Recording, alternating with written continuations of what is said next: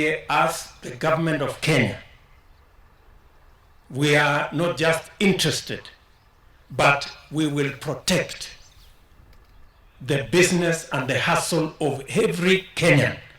It doesn't matter the size of your hustle.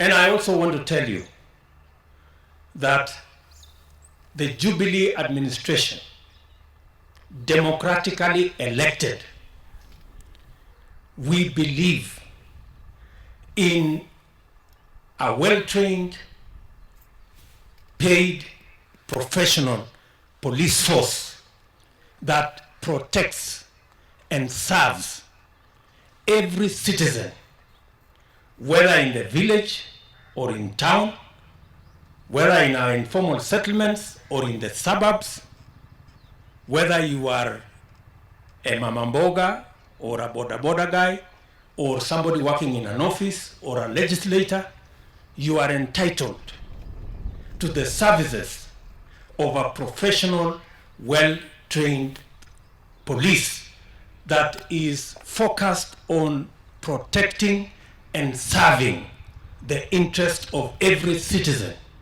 That is why we changed the police from a force to a service, so that it can serve the people of Kenya.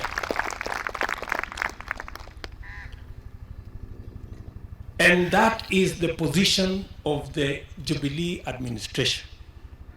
We believe in a professional, trained police force, police service that is not a force. We do not believe that the might of the police should be used against citizens or against leaders. We believe that it should be used to protect and to serve every citizen so that they can achieve their aspirations, and we can commit ourselves as a people to driving the agenda of the nation that benefits everybody.